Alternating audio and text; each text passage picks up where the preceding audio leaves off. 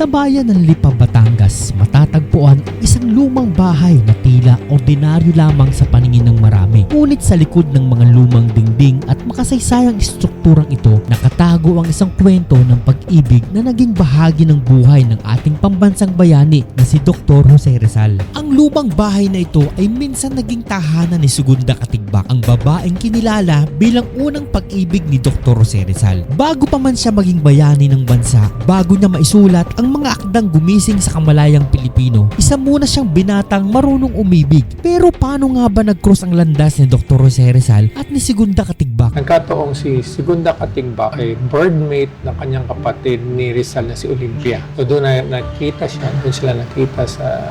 Actually nakita na ni Rizal si Segunda Katigbak, si Manuelos sa isang okasyon sa Troso. Pero doon medyo na ano yung love life ni Jose Rizal at Segunda Katigbak. So doon, nakita niya, nagkagusto siya kay, na-love at first sight si Jose Rizal kay Segunda Katigbak. Nanligaw siya, pero sinabi ni Segunda Katigbak, I'm already engaged with Manuel. So engaged na siya, hindi na siya. Noong time na yun, Lipeños were clannish. Gusto nila, kumari sila lang. So nagkagusto siya, si Rizal, nanligaw pa rin. Binibisita niya doon sa La Concordia ng twice a week ata si Segunda Katigbak. And doon yung medyo nagtapat din si Rizal. Yun. So medyo sabi nga ni Rizal, magkita lang, magtagpo daw yung mata nila ni Segunda kasi malay nagkakaunawaan na sila. So, baka nagkaman silang mutual understanding. But according to my aunties, it was a love interest sa Rizal. So yun yung boy ni Rizal to. Ngayon, ang lumang bahay na ito ay hindi lamang isang makasaysayang estruktura. Isa rin itong tahimik na saksi sa isang kwentong pag-ibig na naging bahagi ng buhay ng isa sa pinakadakilang Pilipino sa kasaysayan. Sa bawat sulok ng bahay na ito, tila buhay pa rin ang mga alaala na nakaraan. Mga alaalang nagpapaalala sa atin na kahit ang mga bayani ay minsan ding umibig, nasaktan at nangarap tulad ng karaniwang tao. At ito ang kwento ng bahay ng unang pag-ibig ni Jose Rizal dito sa Lipa, Batangas.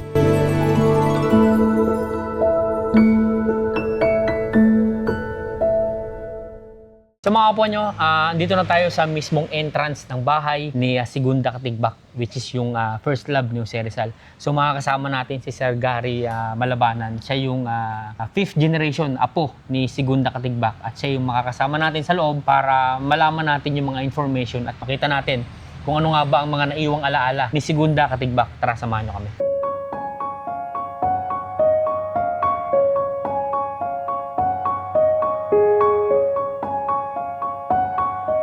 Ito yung ng picture ni courtesy of the National Historical Mission of Segunda Katigbak. Siya yung pinakaunang nakikitang picture na...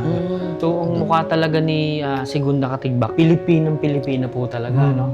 Kasi sa itsura po talaga, ito mga po, tingnan nyo. Ito po ay galing sa... Historical Commission. Historical Commission po. Library collections. Luman-luma na po yung litrato, ano? O, na-enhance na lang po talaga nila yung picture. O, yan po talaga. In-enhance na lang. Pinalaki na rin namin yung picture. Okay po. So, ito mga nakalagay dito lahat yung mga information. Medyo marami itong mga po yun. Baka pag binasa natin, abutin tayo ng isang oras mahigit dito. Kung nandito ngayon, ano po yung mga usually nakalagay po na information? So ito yung tour namin nagpapasimula dito sa historical background ng Lipa. Isa din sa makikikwento namin yung love story ng si Rizal. Ayan, nandito po pala talaga nakasulat po talaga. Ito yung sulat ni Jose Rizal na kanyang library. Sulat niya sa diary niya. So it is written in Spanish. Kaya pala po, hindi maintindihan. And doon sa likod naman, yung English interpretation niya. Okay, yung pala. Meron naman po pala. So ito yung pencil sketch ni Jose Rizal kay Segunda Katigbak during that time. So ito mga po nyo, kung iintindihin nyo to, hindi nyo talaga mababasa kasi nga, Spanish na Spanish talaga yung sulat. Ganito pala yung sulat ng unang panahon ni Rizal. Ano po? Mahaba ito, mga po nyo. Mukhang pag binasa natin ito, aabot tayo ng ano dito. Ito po mga litrato na dito, sir. Ano pong meron tayo dito ng mga litrato? Ito yung si Manuelos at Segunda Katigbak ito yung siyam na anak nila. Di ba sila nagkatuloy yan dalawa? Opo. Talang and ito yung siyam na anak nila. So, sino po dyan yung panganay, sir? Ito si Cristeta. Ito po ang panganay. Ang dalawang bunso yun nasa taas yun ng bunso. Siyam po ang anak ni Segunda Katigbak. Mga magaganda talaga. At saka mga gwapo talaga yung... Yung iba, namatay yung iba. So, kaya siyam na lang natira. So hindi lang po talaga siyam kung tutusin. Meron din pong namatay na anak ni Segunda. Noong unang panahon talaga. Hindi pa kasi yung mga family planning na yan. Talagang kung ilan ang kaya mong Bata kailan. pa sila eh. Mga bata pa sila. Nakakatuwang makita na na-enhance yung mga litrato at kitang-kita natin yung tsura talaga ng mga mukha ng anak ni Segunda. Kanya pong asawa ay si Manuel Luz. Hindi po talaga sila nagkatulay ni Sir Rizal, ano? Hindi kasi engaged na sila at the age of 40. Nakakapanghinayang lang, di ba? Parang kung sa love story, nakakapanghinayang na hindi sila nagkatuluyan yung Sir Rizal. So ito, sir, ano po ito, sir? Yung bus ni Manuel Luz, ginawa din ata na kanyang apo Opo. o pamangkin. So Ginawa dito siya. po, meron po mga lumang litrato. Ito po ba ay original picture o na-enhance na lang din po ito? Enhanced picture siya. Actually, yun ay mga pictures ng mga nung family Catholic, family Mariano Katigbak, family ni Valeriano. And we also had from here, yung mga pictures nila. Meron kami yung mga pictures din nila ng family dito. Yung siyam nila nandito sa Yung isa naman kasi hindi nagka-asawa, yung Manuel Katigbak Luz Jr. Hindi siya nagka-asawa. Okay po. So yung iba naman nagkaano sila. So sir, yung pong bahay, ilang percentage pa po yung original na? The house is 80% intact. 80% pa rin po. And Malaki-laki pa rin talaga, no? Kaya naman sinasabi intact, wala naman CR noon. Wala yung CR sa bahay. So, nagdagdagan naman yung CR. Ito po mga to, original po ito mga ito. That is Yung mga ilaw. old. Hindi ko masasabi kung original or hindi. Pero that's old na yan. Siyempre, in-enhance na namin, nilagyan na namin ng mga bumbilya yan. So, Ito, mga talagang bumigay na yung yung pinaka-elisin ng so yan yung So dito po sa first floor makikita natin yung mga Meron din sa dito. pamilya po nila. Yung mga bastonero, Opo. yung mga ginagamit nila before. Malalaman sa status Yung nila. hagdanan, no? Ang ganda ng hagdanan. Yan. Bumalik na naman tayo sa sinaunang panahon. So yung sahig po nito, wala pong nababago, yung pareho. Wala. Itong seg nito is an old, tawag doon sa seg nito. This is an old, galing imported pa to galing sa sa abroad. Imagine Dinala ko nila dito. 100 years, mga po nyo. Nandito tayo ngayon sa isang bahay This na... is the Commodore. This is yung ito yung mga collection nila na isa European ware, ito China wares na nakakollect po. nila doon. So ito po, we are- original po ito? Lamesang ito?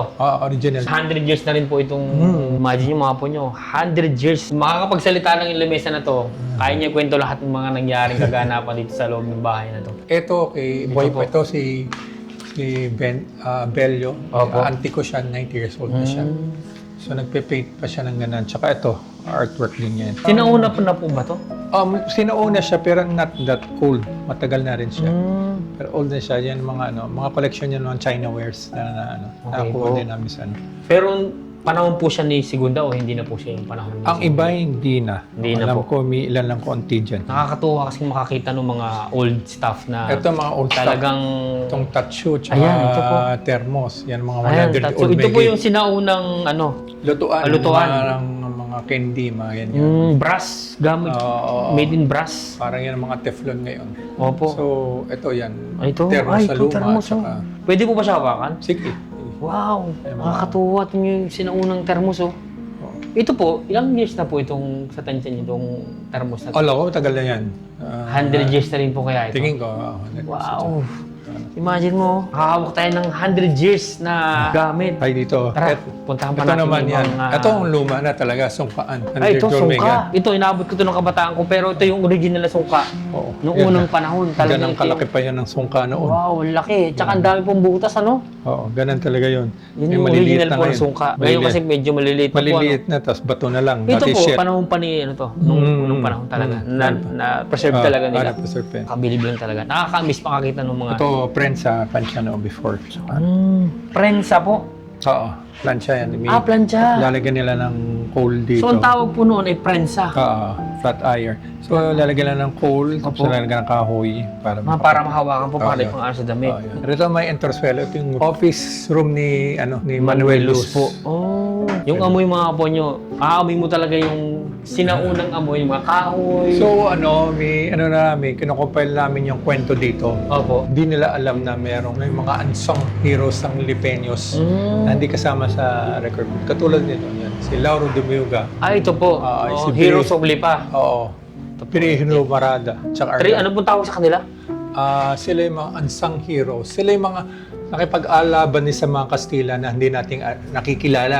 Kasi hindi ka nakasalan sa storybooks yan. Hindi po sila sikat. Kumbaga, parang ano. Para sila si Jose Rizal na nakipag-away, rin sa true ratings. Katulad Lauro si Demiuga. Lauro Demiuga ay siya pinatay siya ng walang trial na horrible death like Rizal Opo. and his co-Indios Bravos. Kasama ito ni Rizal sa sa mga Indios Bravos. Opo. Birido Marada, ayan. 1887, tagal na. In-exile siya sa Northern Africa para tumihimik, para doon na siya mamatay din. Gregorio Sol is also a scholar din, poet siya, yan din mga yan. Ito naman mga distinguished man namin. Si Jose Luz, siya ang naging coffee magnate before. 18th century, siyang medyo nag-manage ng mga kape. Manuel Luz, asawa ni Segunda Katigbak, siya ay malaki din asyenda niya, malaki yan. Pero siya ang tumutulong. Philanthropist talaga. Siya ang tumulong siya ay espiya ng Pilipino. Kasi kaibigan niya mga Kastila. Siya espiya. Espiya. Ito sinasabi ko sa Petronio Katigbak. Katigbak. Yung Sal Park, Burnham Park, Siya Jones Bridge. Siya po ang gumawa nun. Sila nag-architect. Wow. Ito, isa pa na naging part ni Rizal sa kanyang buhay, ito si Baldomero Luz Rojas. At ko sinabi, siya nagbigay ng lisensya kay Jose Rizal para maging doktor. Tagalipad Kaya din yan. tinatawag ngayon ng Dr. Jose Rizal. Di ba siya nagagamot na mata? So siya yung... Siya yung nag-ayos ng mga dokumento niya. So siya yung dahilan kung bakit natawag si siya Dr. Jose Rizal na Dr. Jose Rizal. Si Baldomero Luz Rojas. We also have our first governor ng Batangas. Ngayon ko lang nalaman to na in history, tinatawag lagi natin Dr. Jose Rizal. Pero siya pala ang dahilan ng lahat kung bakit tinawag na Dr. Jose Rizal. Kaya pioneer of Philippine medicine. Pioneer of Philippine medicine. Wow. Ang first governor ng Batangas, Simeon Luz Metra. Siya po ang kauna-unahang gobernador ng Batangas. Actually, nung dumating yung Amerikano dito, ay siya, at the age of 27, siya pipi at bingi. Pero, ang nagustuhan sa kanya ng mga Amerikano, mga general before doon, ay si General Dewey at si General Watata. Nagustuhan ay siya humanga siya sa kanya kasi siya ay marunong mag-Spanish, marunong siya mag-English, marunong siya mag-French, So yung salita, Filipino. yung language, marami po siya. Oo, tsaka magaling na writer siya. Ito naman si Arturo, national artist natin. Opo. Grabe yung mga... Si Arturo, Alfredo pala, Alfredo Luz, siya ang architect. Siya ang Erie, Opo. yung Erie tsaka WHO building siya nag-architect. Ayan, ito yung, nakita yung sculpture doon siya ang Siya po yun. Edgar Okay. Katigbak. Ito nakagaw sa pansin. Yung ito wall picture po. Ito ang lipa before. Wow. Ganyan ka, lipa before. Ang ganda ng mga bahay, no? May titirang bahay na lang ito. Kaya pala yung sabi nyo kanina na ang mga bahay ang gaganda, malalaki. Yan. Parang isang block yan. Ito parang kamukha. Ito po ba yun? Kasama yan sa malalaki yan. Yung kahawig talaga, magkakahawig talaga sila yung bahay na to. Ayan, yan. Opo. So ano nangyari sa Lipa before? Lipa was maganda, glorious. Pero nung dumating yung Second World War, dumating Hapon, ginawang lipang guerrilla nila. And kung anong kaganda ang lipa noon, na napakaganda niya, na siya naging most devastated place din sa Far East kasi nung dumating yung Amerikano, binomba ang mga bahay dito. Sira po. Luckily na natira itong bahay nito. Actually, lumang bahay natira dito, dalawa na natitira. Swerte. Ito yung papunta sa Carmel pero private siya. Private na po, hindi na po siya... Hindi medyo maakyat sa taas, hindi ata. Ito sinasabi ko, Ilustrados. Sila po yun lahat. Si Jose Rizal, Marcelo H. Del Pilar, si Birido Marada. Andito rin si Baldomero Rojas. Kumpleto pala sila. Ano po yung Ilustrados? Ito yung mga nakapag-aral sa abroad na bumalik sa So sila yung mga nakikipag-usap din sa Kastila na para tayong nakikiusap So, parang nakikiusap sa Spanish na Opo. mapahiwalay tayo sa Magkaroon ng rule sarili na lang. pong Oo, sarili yun. So Ito parang ano pa rin sila, kapareho din sila ni Jose Rizal. Oo, kaya hindi kasama si Jose Rizal Mm. si Marcelo H. Del Pera nandiyan Okay po. Si Birino Mara, mga asang heroes natin. Marami pa nga yan i-consolidate ko lang mga pangalan. Okay Actually, dito sa picture nito, may apat na 5 lipenyos na kasama dito sa mga ilustrados niya.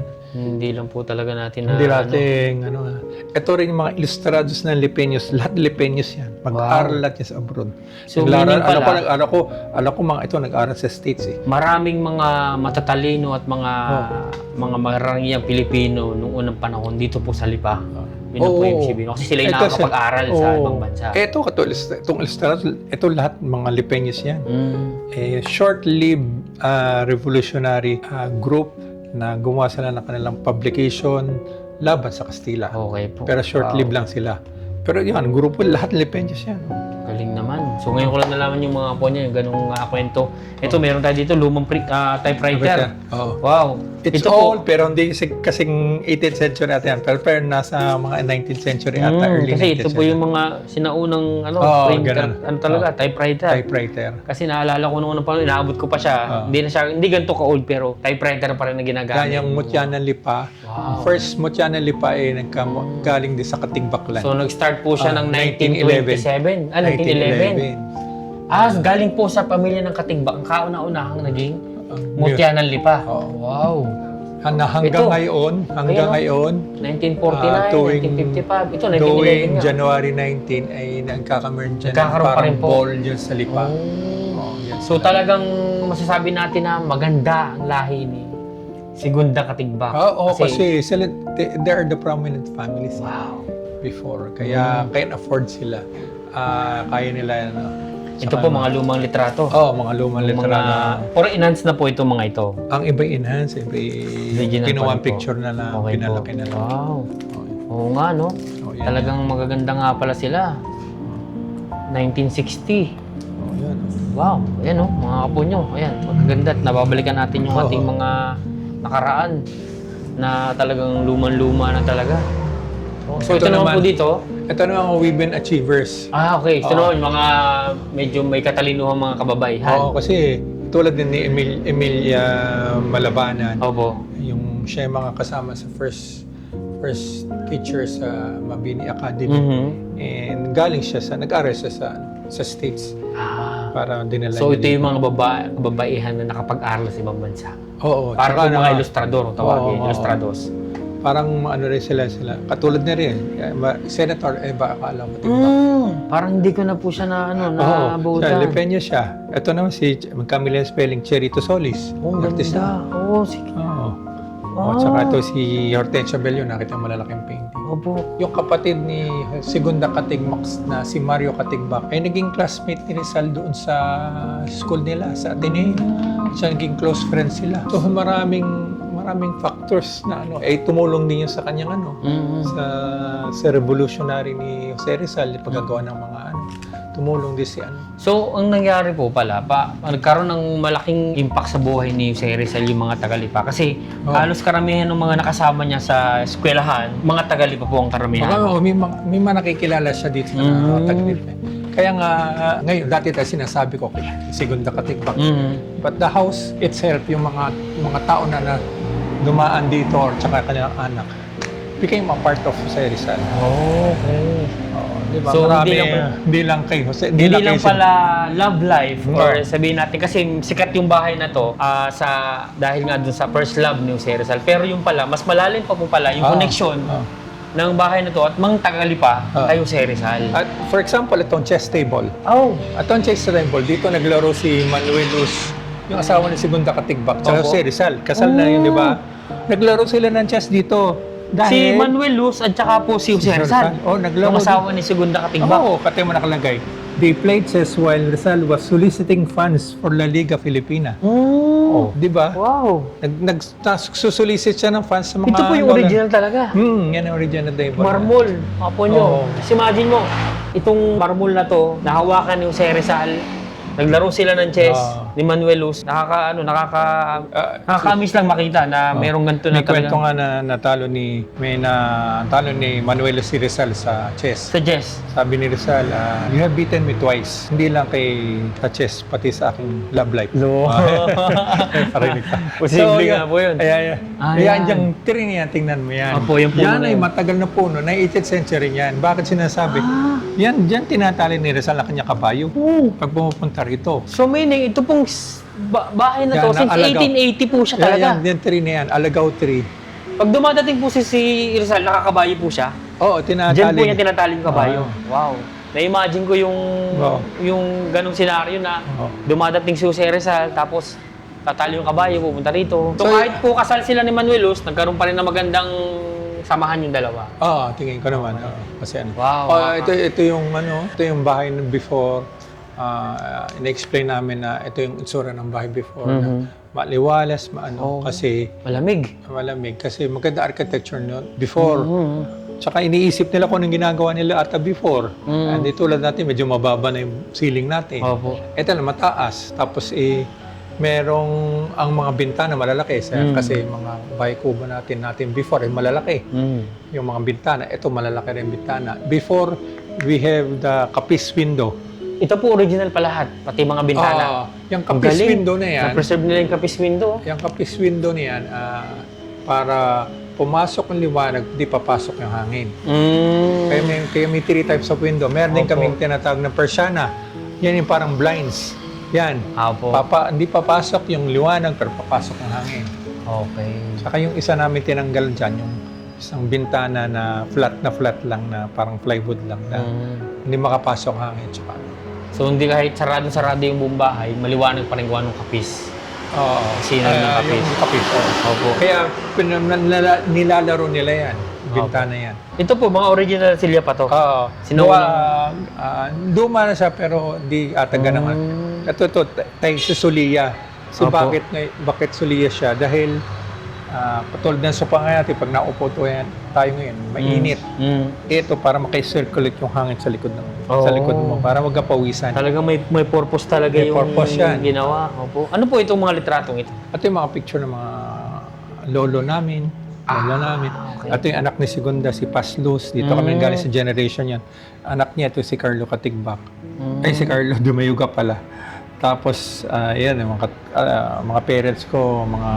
Galing ng kapatid paper serve, no? Na iba, at least ngayon nakikita pa rin natin. Ito po mga batang ito. Ayan yung Ito, lola ko. sinaunang frame. Lola ko yan. At ang lolo ko. Grabe, no? Maria. Isipin mo, Maria picture, Rodel. lola na ni Sir Gary to, pero yung picture nyo, batang-bata pa. Na-preserve nila yung litrato na ito yung mga sinaunang hugis ng mga frame dati no, na medyo naka-curve, parang 3D. 3D yung dating ng litrato, kaya ginaganon sila na yun, naka-curve Itong pa. ano nga palang katedral ito, pininting niya sa kabilang kwarto. Oh, Mr. Comagon. ito na po yung original. Original yan. Pero ito Mr. 19 Comagon, 1993. 1993. Pero ito si Wow. Mr. Comagon, Tagalipas siya pero hindi related sa amin. Okay po. Pero Dito po ginawa yung napatigil painting. siya din sa bahay, siya yung nagpe-painting. Okay. Ang ganda ng... Kaya- Tingnan nyo to, ang ganda ng structure ng bahay. Sa gitna yung hagdanan, tapos may paikot siya na daanan talaga. Ang ganda ng pagkakayari ng bahay. Ito may mga painting pa. Yung painting yan, dapat yan yung 5 bahay na titira dito sa Lipa. Opo. Yung isa na, ito na lang, tsaka ito na lang Casa Segunda ang natitira. Yung dalawa po, yung dalawang sabi niyo na naiwan dahil nabomba na po yung iba. Yung iba na doon ba? Yung 5 lumang bahay na titira dyan, naging commercial na eh. Kaya hindi na, siya. Ang lamig talaga. Alam niyo pag nandito sa loob ng mga lumang bahay, ang lamig ng pakiramdam talaga. Ito ang master bedroom. Segunda Katigbak. Ayan, kama Sila pong nila. mag-asawa. Mm. Ito po yung kanilang tinutulugan. Before, meron sila tinatag na almaryo, yung pillow rack. Okay po. So, dito, sama-sama silang tutulog. Pupunta dito yung mga bata, kukuha ng banig, tapos kukuha ng unan. Dito natutulog din ang mga bata kasama si Segunda, yung mga anak nila. Nandito sila tutulog. Tingnan yung mga po niya, yung mga yari talaga ng unang panahon. Matagal na talaga yan. Ganito talaga yung... So, Lalagyan since ako ng 1880 pa rin po itong ano na to. Na-preserve talaga nila. Yan, lalagyan ng kulambo, doon Oh, sila. Tapos yung higa nila, hindi po, yung parang, yung ano po, yung ganun pa rin parang sa upuan. Oo. Para nakakatagos pa rin yung Oo. hangin sa ilalim. Ang ganda nung Talagang, pag isa ka sa mga mararangyang pamilya noong unang panahon, ganito yung mga higaan na talagang kitang-kita mo yung kagandahan. Nara po itong kahoy niya, no? Talagang matibay talaga. Sabi mo, 100 years, pero yung Nara, never nasira. Original pa rin yung kanyang pagkakagawa pa rin talaga. Ito pong kwarto na ito. Ito yung guest room, Guest room. pero walang kutsyon. Nalagyan lang ng kutsyon dahil minsan may tutulog akong pinsan dito. Okay po. So, Lamig. ito yung makina de mano before, yung Yung ano po. makina na Ito. ginagamit na Kantahi po. Oh, yan, yung by hand siya. By hand. Ano po ginagano? Kaya, ito yung Maria Clara before, yung casual way. Ito yung ginagamit nila luggage before sa pagbabiyahe sila. Tsaka ito yung mga kolumpyo, rocking chair, tsaka ano. So ito yung Kolumpyo po ang tawag nung unang panahon. rocking chair. Rocking chair. Tagyan yung ano. Lumang-luma na, no? So dito. Parang pagka sinaw ng bahay, may natutulog pa rin po minsan dito talaga. May tuturo kong pinsan minsan dito pa nagbabakasyon lang. Parang sinasiesta. Ano kayong feeling matulog sa ganitong klase ng bahay? Parang hindi ko ma-imagine. Gayon. Kasi, di ba, katulad dati may ilan na nag-shooting dito eh. Meron na din po. Pati yung Pulang Araw, yung Leonora na music video. Si... Leonora. Oo, dito Yung bagong kanta. Maraming mag-shooting dito, mga aawitan kita, mamahaling. Kasi nga po pag ang kanta ay tungkol sa mga kaya sinauna. sinasabi ko yung comment dyan, noong 1990s, yung si Patricia Javier, after ng shooting nila ng Ikaw Lang Ang Mamahalin, hindi siya naalis, natutulog muna siya dyan Higaan sa po. guest room na yan. Natutulog muna siya ng mga ilang hours bago siya umalis. Na hindi naman alam ng ano. Ito po yung ano to? azotea before. Ito dati, kaya ako sinasabing mga 80%, ito dati open to. Open. Dito naggaganchilyo yung mga babae, tsaka kwento nila, pag may mga transaksyon nila, bibili ng gold coins, ilalabas nila ng gold coins, dito nila pinakikinta.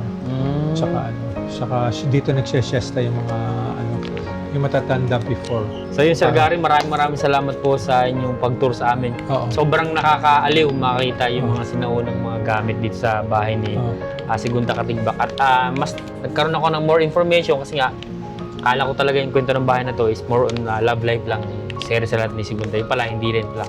Marami tayong mga nakakuha information. So, salamat tayo kay Sir Gary na binigyan niya tayo ng mga more information tungkol sa history ng bahay na to.